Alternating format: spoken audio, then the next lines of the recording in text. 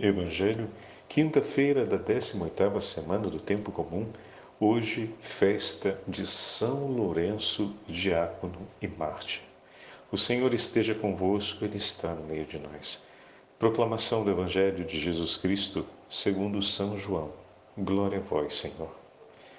Naquele tempo disse Jesus a seus discípulos: em verdade vos digo, se o grão de trigo que cai na terra não morre, ele continua só um grão de trigo, mas se morre, então produz muito fruto. Quem se apega à sua vida, perde-a. Mas quem faz pouca conta de sua vida neste mundo, conservá-la-á para a vida eterna. Se alguém me quer servir, siga-me, e onde eu estou, estará também o meu servo. Se alguém me serve, meu Pai o honrará. Palavra da salvação. Glória a vós, Senhor. Quinta-feira da 18ª semana do Tempo Comum, hoje festa de São Lourenço, diácono e mártir. Em nome do Pai, do Filho e do Espírito Santo. Amém. Queridos irmãos e irmãs, a Santa Liturgia hoje nos entrega 12º capítulo do Evangelho de São João e a festa de São Lourenço, diácono e mártir. Que grande testemunho, o testemunho de São Lourenço. Hoje, de maneira particular, antes de mais nada, rezamos pelo patrono de todos os diáconos do mundo. São Lourenço foi definido como patrono dos diáconos permanentes e também dos diáconos transitórios, aqueles que esperam pela ordenação sacerdotal. O testemunho de São Lourenço está ligado ao testemunho do Papa Sixto II, que alguns dias atrás nós celebramos o seu martírio. Nós já vamos ouvir um trechinho da narrativa, da biografia, ou melhor, de alguns escritos a respeito da história de São Lourenço, e vamos entender um pouquinho mais como São Lourenço viveu aquilo que hoje nos diz o Evangelho. Em verdade vos digo, se o grão de trigo que cai na terra não morre, ele continuará só um grão de trigo. A gente pensa que esse é o ponto central quando olha para o testemunho de São Lourenço. Essa é a verdade declarada por Jesus. O ponto central está no final da parábola, ou melhor, no final do Evangelho de hoje, versículo 26. Onde eu estou, estará também meu servo. Onde eu estou, estará também meu servo. A maioria conhece a história de São Lourenço. E eu queria marcar aqui a história de São Lourenço sobre essa verdade do último versículo do Evangelho de hoje. Em que sentido? Onde eu estou, estará meu servo. Jesus escolheu estar no seio da sua igreja, ali estava Lourenço. Jesus escolheu estar junto do seu vigário, o Santo Padre, ali estava Lourenço. Jesus escolheu estar no meio dos pobres e dos abandonados, ali estava Lourenço. Jesus escolheu cuidar dos mais necessitados, ali estava Lourenço. Onde o Senhor está, está o seu servo. Se o Senhor está sofrendo nos mais pobres, ali está o seu servo, sofrendo junto com Ele e amando aqueles que são amados por Cristo. Se Cristo está cuidando dos mais pobres, ali está o seu servo, cuidando deles. Se o Senhor está perseguido no seio da sua igreja, ali está o seu servo, sendo perseguido com Ele. Se o Senhor, em meio à perseguição, ordena a sua igreja de amar e de cuidar daquilo que o Senhor consagrou, ali está o seu servo, cuidando daquilo que o seu Senhor consagrou. O servo está onde está o seu Senhor. Essa foi a escolha de Lourenço. Quem vive assim e escolhe viver aquilo que o Senhor nos disse, agora sim, é como o grão de trigo que cai na terra e não permanece sozinho, porque morre sobre a terra para produzir frutos. Lourenço escolheu em tudo estar onde Jesus está. Crucificado, está com ele crucificado. Cuidando dos que estão flagelados, está cuidando dos que estão flagelados. Sofrendo as perseguições nos cárceres, estará ele encarcerado ali nos cárceres. Socorrendo aqueles que vivem a perseguição, estará ele ali socorrendo aqueles que vivem a perseguição, onde escolhe o seu Senhor. De estar, ali está o seu servo. Essa é a escolha que hoje nós somos chamados a fazer. A escolha que deve distinguir em eterno o sentido da nossa vida, porque somos cristãos e viemos de Cristo e com Cristo permanecemos por toda a nossa vida. Lembram do texto? Cristão vem de Cristo, aquela imagem tão bonita que é feita nos padres da igreja a respeito do significado do termo cristão. Nós viemos de Cristo, nós somos ungidos em Cristo, participamos da mesma unção que o Senhor, estamos, aquela palavrinha italiana, in estate, ou seja, enxertados, unidos de maneira que não se pode mais separar de Cristo. Pois bem, essa deve ser a nossa escolha. Olhando o testemunho de São Lourenço, hoje somos chamados, ouvindo a palavra do Evangelho de São João, de dizer: Senhor, eu quero, dai-me a potência do teu Espírito para que os meus olhos da alma vejam e o meu coração deseje, e vendo e desejando escolha profundamente estar sempre onde o Senhor está. Onde o Senhor estiver, eu estarei, meu Senhor. Eu escolho seguir teus passos, seguir sobre os seus passos, seguir contigo, seguir por ti, seguir a ti por toda a minha vida. Não quero viver, Senhor, se não for para estar junto de ti. E não quero estar um único minuto da minha vida fora de tua casa, fora de tua presença, longe de tua vontade. Oh, meus irmãos e minhas irmãs, essa súplica é a súplica que deve marcar a vocação diaconal dos nossos diáconos que nos acompanham. Pede ao teu Senhor essa graça. Eu peço todo dia no meu sacerdócio essa graça. Senhor, conduz meus passos. Eu quero estar onde o Senhor está. Leva-me, mostra-me. Vê que o teu padre é burrinho, é lento, tem dificuldade de entender as coisas. Mostra, aponta com o dedo, eu preciso. Se o Senhor me deixa sozinho, cair não é uma surpresa. Se o Senhor não mostra com o dedo e não fala ali, ali, ali, não entender não é uma surpresa. Ajuda-me.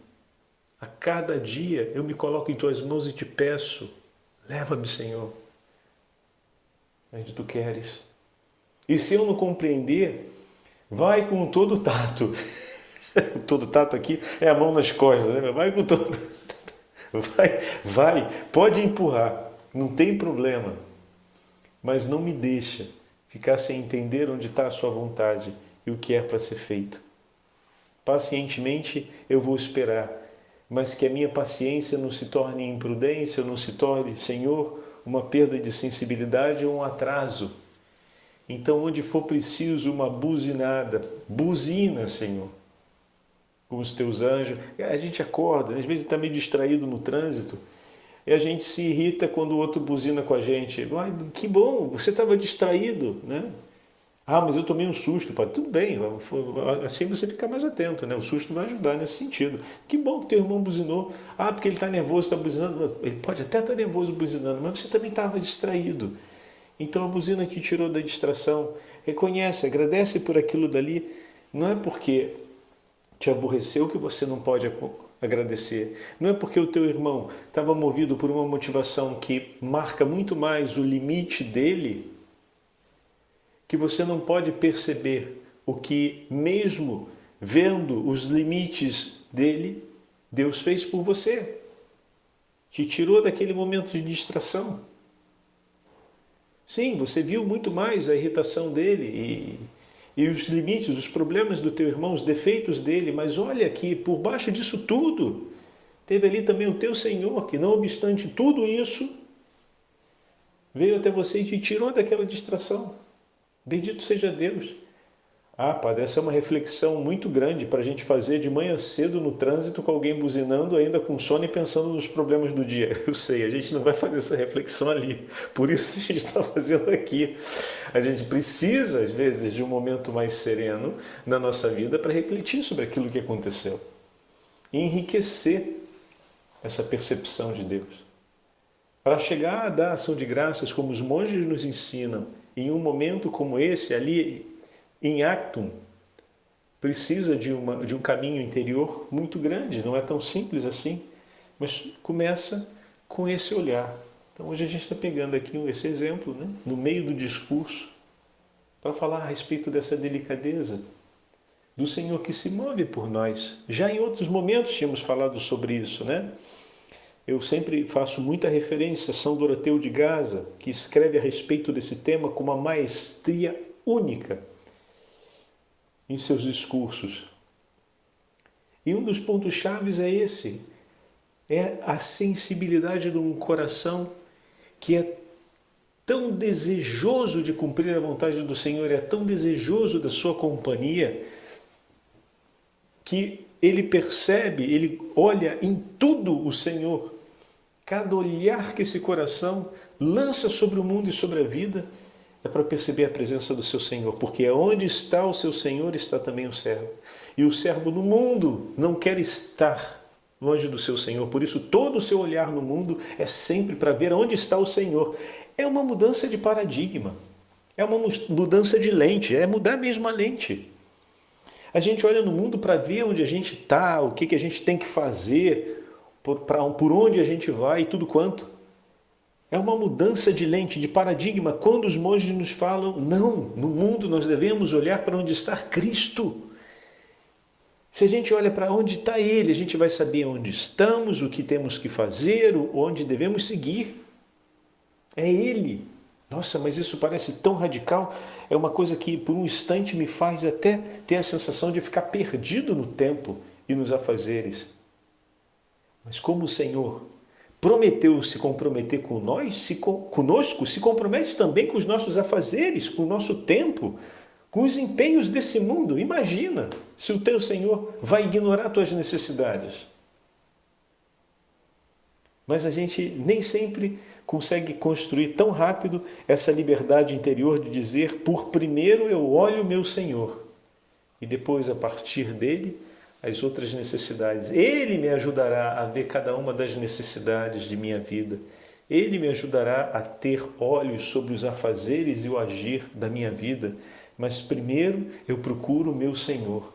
Meus olhos te desejam, Senhor. E meu coração, como a corça busca pelas águas, assim eu busco por ti, meu Senhor e meu Deus. Essa é uma mudança interior que precisamos desejar e suplicar ao Senhor, porque é o paradigma dos santos. É aquela mudança de lente que coloca os santos naquela condição que ao homem de hoje é uma condição de loucura. Bendito seja Deus pela loucura de Santo Inácio, de São Tomás de Aquino, de São Boaventura, cito primeiro os doutores da igreja, né? Que foram grandes, ou seja, realizaram obras no tempo estupendas. Foram homens de grande saber, de grande inteligência para a sua época. E viveram isso. E aqueles mais simples, e que viveram de maneira ainda mais profunda, simples não porque eram menores em relação aos dons intelectuais que os outros receberam, mas porque viveram num recolhimento maior e numa entrega de vida mais dura, sobre a dureza dos tempos e dos momentos, como São Francisco de Assis, Santo Domingos, como o próprio São Lourenço, no tempo da perseguição de Valeriano, e tantos outros. Viveram assim. E essa vida é também apresentada para mim e para ti. Espera por nós. Olha que coisa linda. Agora eu queria aproveitar com vocês para ouvirmos um pouquinho. Eu estou tirando da introdução do Liturgia mesmo, né? Que diz a referência a ser o site da Rede Século XXI, o Santo do Dia. Bom, vamos dar uma olhada como eles escrevem aqui, me pareceu um pouco mais completo. E aos pouquinhos, se for preciso, a gente vai dando algumas precisações, né? Vamos lapidando algumas coisinhas que são importantes. Eu me sinto muito privilegiado por Deus por morar a poucos passos do lugar onde São Sisto II entregou sua vida durante a celebração da Santa Missa.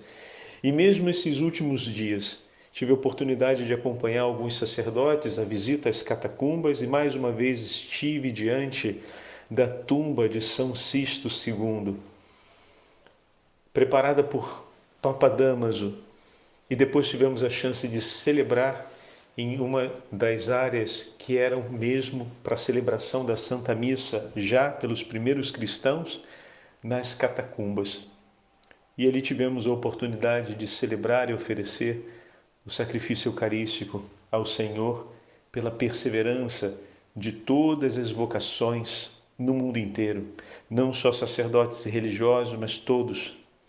Uma coisa que já digo a vocês que sempre me tocou desde o primeiro momento que eu desci as catacumbas de São Calixto foi o fato dos infinitos lóculos, que são os lugares onde os corpos eram colocados, dedicados a crianças recém-nascidas, que os cristãos tinham cuidado de recolher das lixeiras de Roma para dar a elas digna sepultura e levava-as, independente de quem fossem, levava-as para sepultá-las ao lado dos mártires.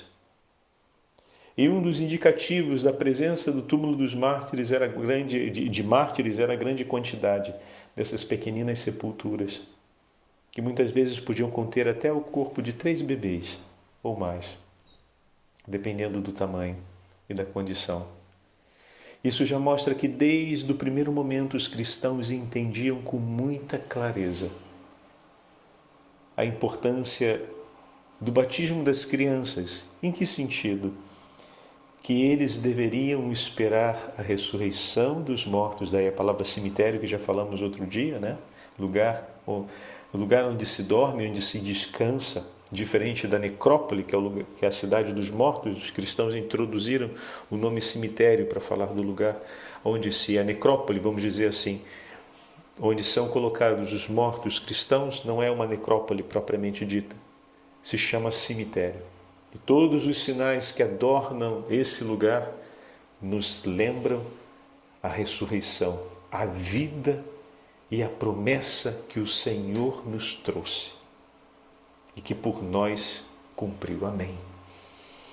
Então, São Lourenço, no ano 257, nós estamos no ano de 257. Ele é de origem espanhola, nasceu na cidade de Huesca, Espanha. É uma diocese ainda hoje. A diocese mantém o seu nome.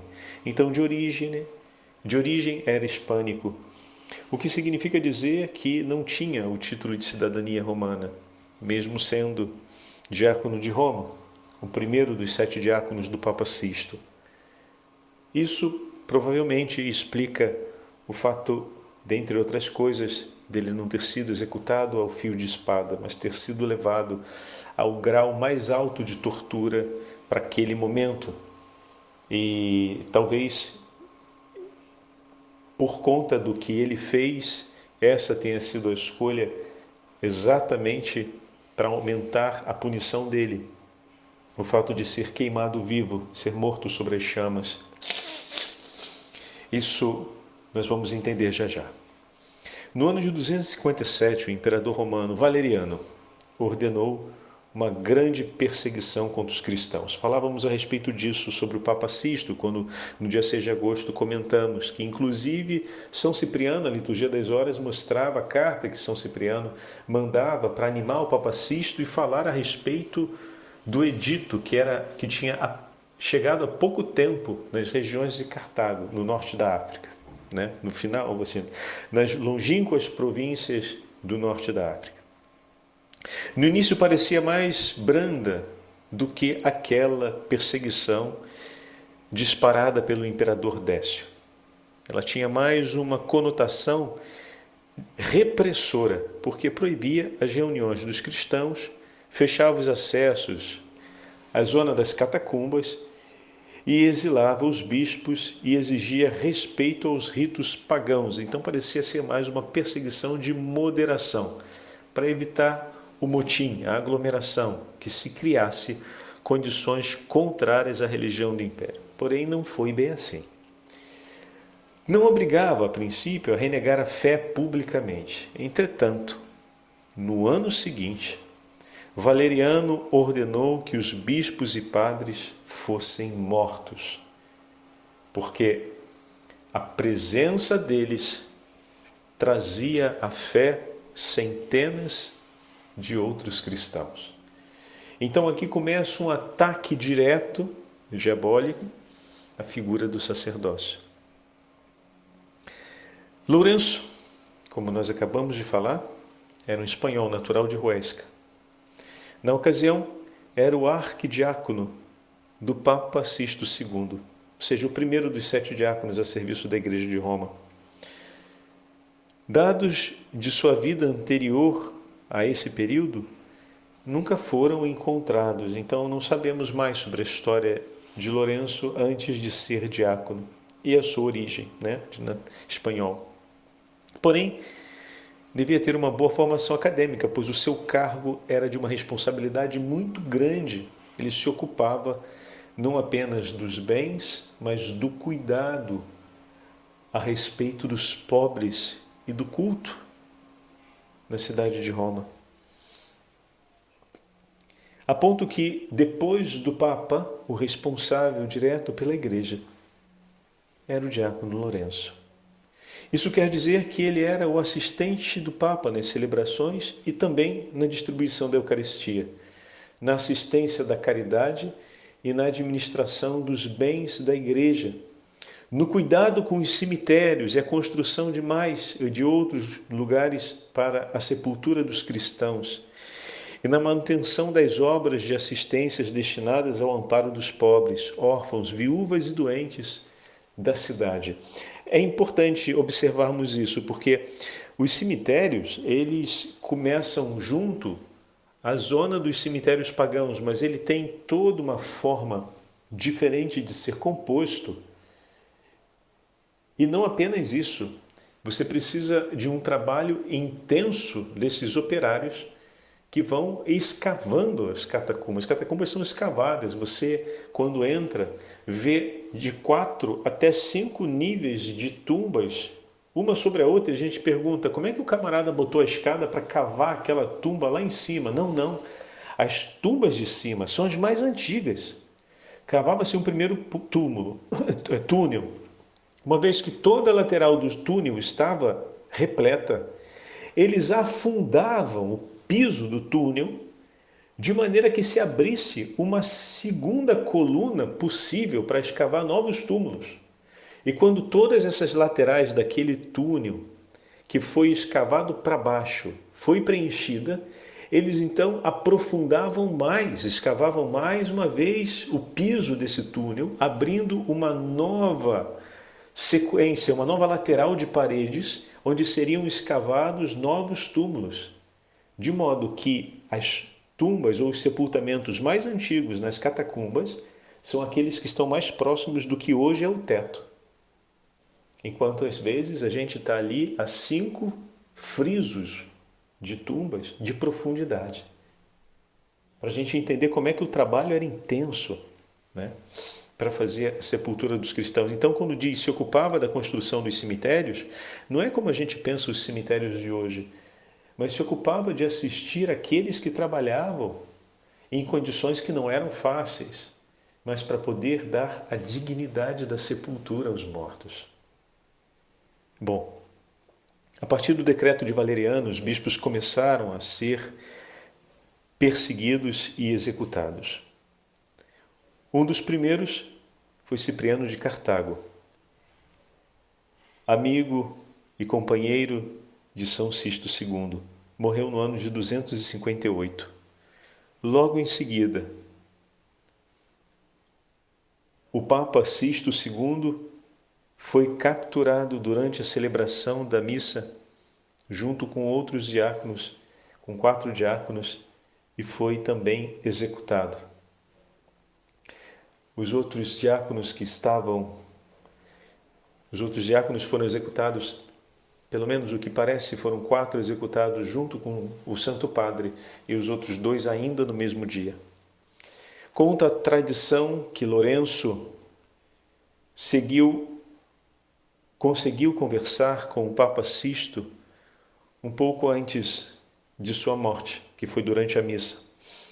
O Papa pediu para que distribuísse aos pobres todos os pertences da Igreja, caso ela caísse nas mãos do imperador.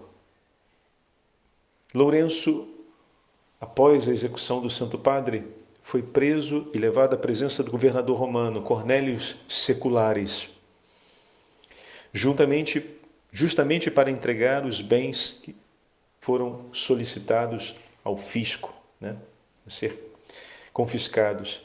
Lourenço então pediu um prazo de 3 dias, alegando que os bens eram vultosos e numerosos.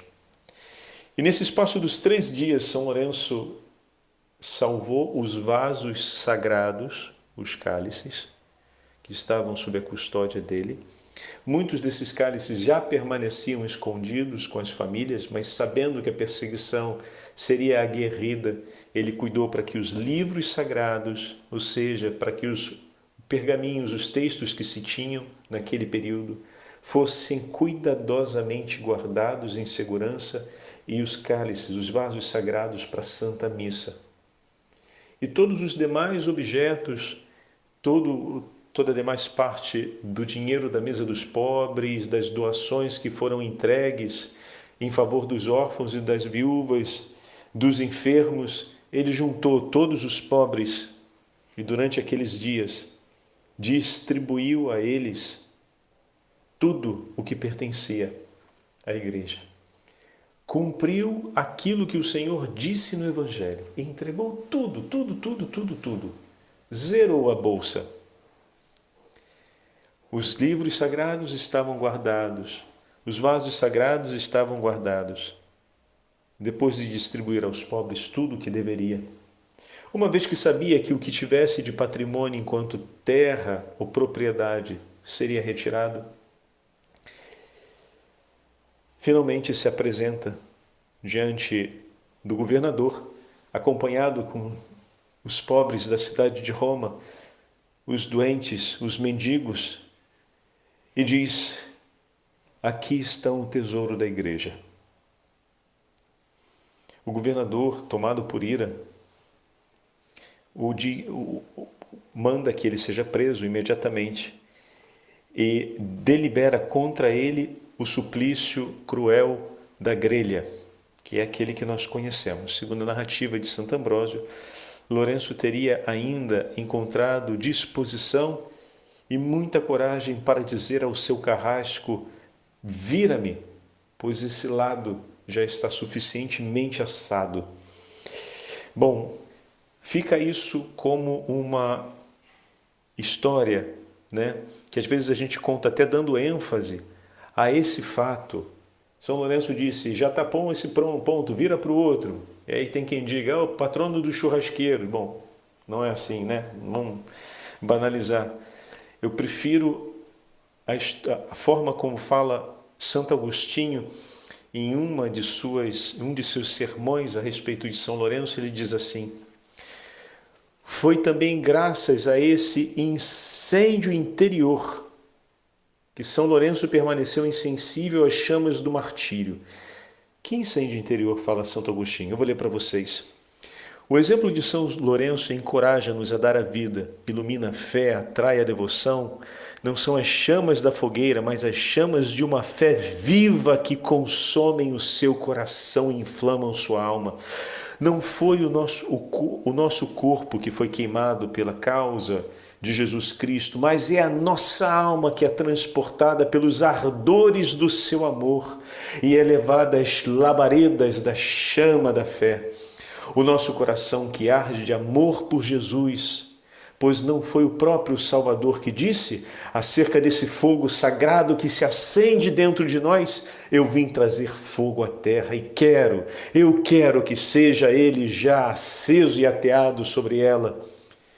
Cleófas e seus companheiros, no episódio de Emaús, experimentaram os seus efeitos quando diziam, após constatarem a presença de Jesus que desaparece diante de seus olhos: não estava o nosso coração ardendo dentro de nós quando ele nos falava pelo caminho, nos explicava as Escrituras? Pois bem, foi também graças a esse incêndio interior que São Lourenço permaneceu insensível às chamas do martírio, ardendo em desejos de estar com Jesus e junto a Jesus. Ele não sentia tortura. Quanto mais crescia nele o ardor da fé, menos sofria as dores desse tempo. A força do braseiro divino que tinha no coração acalmava as chamas do braseiro ateado pelos carrascos contra ele. A chama do amor divino o incendiava a ponto de tornar insignificante as chamas acesas pelos carrascos. Meu irmão e minha irmã, bendito seja Deus. Assim São Lourenço, como falávamos ao início da nossa meditação, viveu. Assim ele entregou a vida. Que essa chama ardente da fé e da caridade divina inflame os nossos corações. Onde está o Senhor, ali esteja também o seu discípulo. São Lourenço, rogai por nós. O Senhor esteja convosco, Ele está no meio de nós. Pela intercessão de São Lourenço e de todos os santos mártires de Deus e pela intercessão soberana da Beatíssima Virgem Maria, Rainha dos Mártires, abençoe-vos o Deus Todo-Poderoso, Pai, Filho e Espírito Santo. Amém.